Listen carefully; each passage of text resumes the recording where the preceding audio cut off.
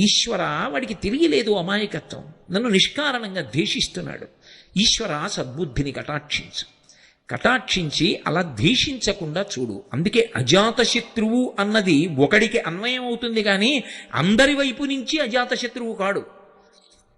ధర్మరాజు అజాతశత్రువు అని నేను అన్నాను అనుకోండి, పుట్టని శత్రువులు కలిగిన వాడు. అంటే ధర్మరాజు గారు ఎవరి యందు శత్రుభావన పొందడు.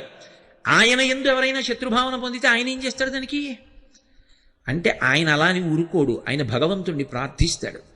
ఈశ్వర వారికి సద్బుద్ధిని కటాక్షించు, వారికి కూడా మంచి బుద్ధినిచ్చి నా యందు లేని దోషాన్ని ఆరోపించి శత్రుభావన పెట్టుకోకుండా పరమ మిత్రభావనతో అందరం చెయ్యి పట్టుకుని మంచి పనులు చేసేటట్టుగా మా యందు సద్బుద్ధిని కటాక్షించు, ప్రేమభావాన్ని మాలో కల్పించు, ఈ శత్రుభావములు విడనాటేటట్టుగా చెయ్యి అని ముందు ఎవడు తన యందు శత్రుభావాన్ని ప్రకటించాడో వాడు తన యందు మిత్రభావాన్ని పొందేటట్టుగా తన నడవడి మారాలని, తాను నిగ్రహింపబడాలని, అవతల వారి యందు సద్బుద్ధి కలగాలని, నేనుకి మధ్య ఉన్న భేదాన్ని నేను నువ్వు అని కాకుండా పెద్ద నేనుగా భావన చేసి ప్రార్థన చేసి చూపిస్తారు. అందుకే ఆత్మవత్ సర్వభూతేషు యపశ్యతి సపశ్యతి, అలా ఎలా చూస్తావో అలా చూడడం నేర్చుకో. అలా చూడడం నేర్చుకున్న నాడు ఎన్నడూ కూడా లోకంలో దొంగ బుద్ధి కలగదు, ఇంకొకరిది పుచ్చుకోవాలనేటటువంటి తాపత్రయం నీకు కలగదు. మీరు ఇక్కడ నన్ను ఒక మాట అడుగుతారు, నాకు బాగా తెలుసు. ఏమండి, దొంగతనం చెయ్యకూడదు అని మీరు అన్ని మాటలు చెప్తున్నారు. ఒకవేళ చేస్తే ఏమవుతుంది? అది చాలా మంచి సద్బుద్ధితో కూడినటువంటి ప్రశ్న. నేను దొంగతనం చేసి ఇంకొకరి సొత్తు నేను సంపాదిస్తే ఏమవుతున్నప్పుడు? ఇక్కడే శాస్త్రంలో ఒక అత్యంత గంభీరమైనటువంటి విషయం దాక్కునుంటుంది. శ్రద్ధ నీకు కలిగి ఉంటే నువ్వు దొంగతనం చెయ్యవు, శ్రద్ధ లేకపోతే దొంగతనం చేస్తావు. శ్రద్ధ కలిగి ఉండడం అంటే మౌలికమైనటువంటి ధర్మ సిద్ధాంతాన్ని నువ్వు అంగీకరించి ఉండాలి. ఏమిటి మౌలికమైన సిద్ధాంతం? సనాతన ధర్మంలో మౌలికమైన సిద్ధాంతం, సనాతన ధర్మం అంతా దేని మీద ఆధారపడుతుంది అంటే పునర్జన్మ సిద్ధాంతం మీద ఆధారపడుతుంది. పునర్జన్మ సిద్ధాంతాన్ని నేను అంగీకరించాను అని చెప్పడమే బొట్టు పెట్టుకోవడం. బొట్టు ఎందుకు పెట్టుకుంటారంటే ప్రధానంగా నేను సనాతన ధర్మమునందు ప్రతిపాదింపబడిన పునర్జన్మ సిద్ధాంతమును అంగీకరించుచున్నాను. జీవుడు ఇవాళ ఈ శరీరంలో ఉన్నాడు, దీనికి కోటేశ్వరరావు అని ఒక పేరు. కానీ జీవుడు ఎల్లకాలం ఈ శరీరంలో ఉంటాడా? ఇంకొక 10 ఏళ్ళు ఉండొచ్చు, ఇంకో 15 ఏళ్ళు ఉండొచ్చు, మహా ఉంటే ఇంకో 20 ఏళ్ళు ఉండొచ్చు. ఆ తర్వాత ఇది విడిచిపెట్టేయాలిగా. భగవాన్ రమణులు అద్దె కొంప అంటూ ఉంటారు. అద్దె కొంపలో ఉన్నటువంటి వాడు ఎప్పుడో అప్పుడు ఇల్లు ఖాళీ చెయ్యాలిగా. అలా ఇదో అద్దె కొంప, దీన్ని ఖాళీ చేసేయాలిగా, నేను దీన్ని విడిచిపెట్టి వెళ్ళిపోవాలి. మోక్షం వచ్చేస్తుందన్నంత పేరాశ ఎలా చెప్పగలను? ఏమో, ఈ శరీరంలోంచి వెళ్ళిపోయిన తర్వాత వేరొక శరీరంలోకి ప్రవేశిస్తాను. వేరొక శరీరంలోకి ప్రవేశించిన జీవుడు వాడేగా. అప్పుడు ఆ జీవుడికి కూడా భార్యాబిడ్డలు ఉన్నారుగా, ఓ కుటుంబం ఉందిగా. అప్పుడు తాను కష్టపడి సంపాదించి తెచ్చిన దాన్ని ఇంకొకడు దొంగతనం చేసి తీసుకుపోతాడు. ఎందుకంటే ఇప్పుడు చేసిన కర్మ అప్పుడు ఫలితంగా అనుభవంలోకి రావాలి. ఎవడు చేసిన కర్మ వాడు అనుభవించకుండా తప్పదు, అనుభవించవలసిందే. అందుకే దేవీ భాగవతంలో వ్యాసుడు ఒక మాట అంటాడు, కాలోహి సతతం కర్త సతతం సుఖదుఃఖయో నరాణాం పరతంత్రాణం పుణ్యపాపానుయోగత అన్నాడు. నరాణాం పరతంత్రాణం, నరుడు పరతంత్రుడు, ఏమి చెయ్యలేడు. పుణ్యపాపానుయోగత, గత జన్మలలో నువ్వేం చేశావన్న దాన్ని లెక్క పెట్టేవాడు ఒకడున్నాడు. వాడు ఇక్కడే కూర్చొని చూస్తూ ఉంటాడు. వాడు అన్ని గుప్తంగా రాస్తాడు, చిత్రంగా కూర్చొని. అందుకని చిత్రగుప్తుడంటే ఎవడో కాడు, పరమాత్మయే. ఇప్పుడు ఆయన అన్నీ వ్రాసుకుంటాడు. వ్రాసుకుని ఉత్తర జన్మని ఇచ్చినప్పుడు నువ్వు గత జన్మలలో ఏం చేశావో దానికి సుఖాన్ని దుఃఖాన్ని ఇస్తాడు.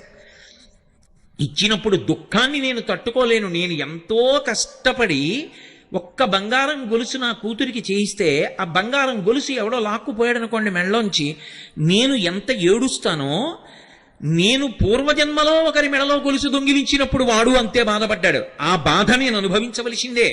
అది అనుభవించడానికి శరీరం ఇస్తాడు ఈశ్వరుడు. ఈ మాట మీరు చాలా జాగ్రత్తగా పట్టుకోవాలి. శరీరము దేని కొరకు వస్తుంది అంటే గత జన్మలలో చేసిన పాపపుణ్యములను సుఖదుఖముల రూపంలో అనుభవింప చెయ్యడానికి ఈశ్వరుడిచ్చిన ఉపకరణము.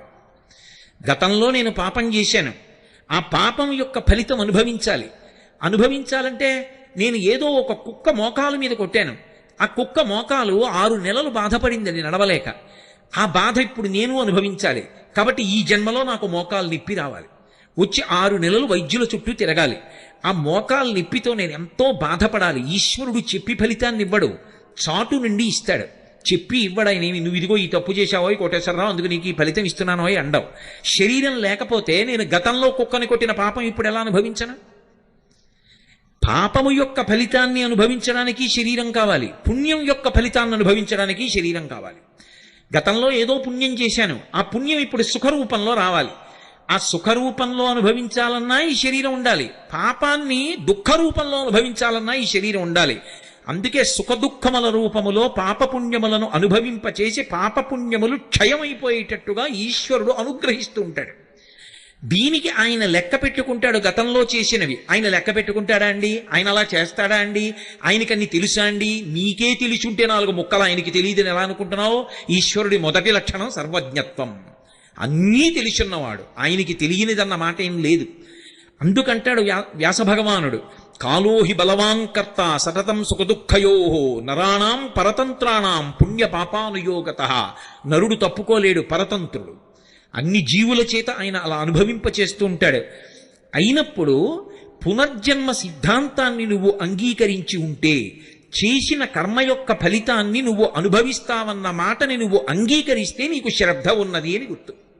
శ్రద్ధ అన్న మాటని శంకరాచార్యుల వారు వ్యాఖ్యానం చేశారు. ఆయన అంటారు, శాస్త్రస్య గురువాక్యస్య సత్యబుద్ధ్యావధారణ సా శ్రద్ధ కలితా సిద్ధి యయా వస్తూపలభ్యతే. శాస్త్రము ఏం చెప్పిందో అది, గురువుగారు ఏం చెప్పారో అది, ఇవి 2 సత్యము అన్న పూనిక ఎవడు పొందుతాడో వాడు శ్రద్ధ కలిగిన వాడు. ఇప్పుడు శ్రద్ధ కలిగి ఉండడంలో లోపల ఒక పెద్ద సంక్షోభం ఉంటుంది. శ్రద్ధ కలిగి ఉండడంలో చాలా తేలికగా ఉంటాడని మీరు అనుకోవద్దు. శ్రద్ధ బాగా లోపల నిలబడాలంటే లోపల పెద్ద సంక్షోభం ఉంటుంది, తెలుసా అండి? ఎందుకనంటే ఎవడు శ్రద్ధావంతుడో వాడి శ్రద్ధ చెడగొట్టడానికి కావలసినంత ఉపదేశం శ్రద్ధ నిలబెట్టడానికి కావలసిన మాటగా లోకంలో దొరకదు. నేను మీకు ఒక్క మాట చెప్పాలంటే, రామాయణంలో సీతమ్మ పతివ్రతయై రామచంద్రమూర్తియే నా భర్త, యోమే భర్తా సమీ గురు దీనోవా రాజ్యహీనోవా యోమే భర్తా సమీ గురు తం నిత్యమనురక్త స్వీ యథారూపాం సువర్చల అంది. దీనుడైనా రాజ్యహీనుడైనా నా భర్త నాకు గురువు, ఆయనే నాకు సర్వాధికుడు తప్ప రాజ్యహీనుడని 10 మాటలు అంటావే అంది. ఒప్పుకున్నాడా రావణుడు?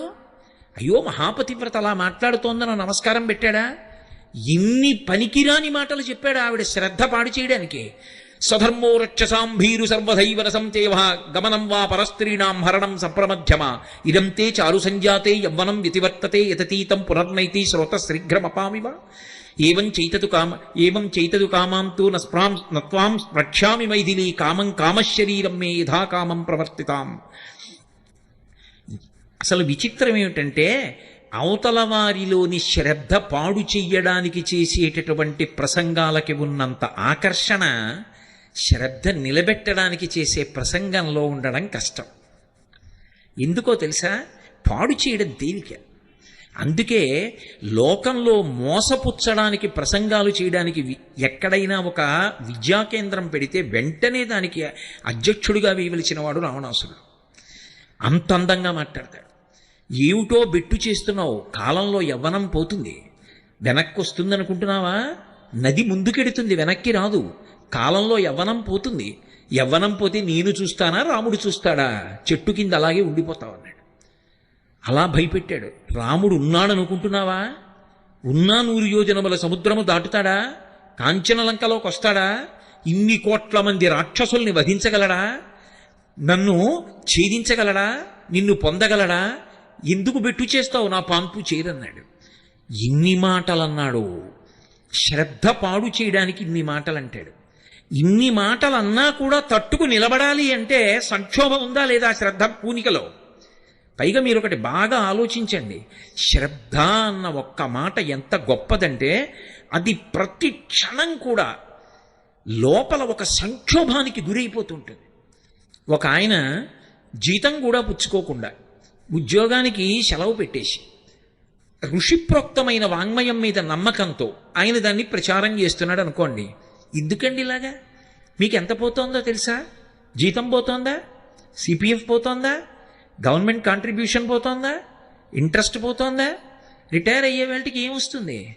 ఆ తర్వాత కాలో చెయ్యో వంగితే ఎవరు చేస్తారు? మీ కొడుకు చేస్తాడు అనుకుంటున్నారా? నాన్నగారు అందరిలా ఉద్యోగం చేస్తే ఎంత డబ్బు ఉండునండి. ఎందుకంటే అది పాడి చేశారు చూసారా ఎంత అవుతోందో వైద్యానికి ఒక్క మాట అంటే ఏమైపోతారు? ఎందుకండి ఇవన్నీ మీకు? మీరేం ఉద్ధరించేస్తారనుకుంటున్నారా సమాజాన్ని అని చెప్పేవాళ్ళు వందల సంఖ్యలో ఉంటారు.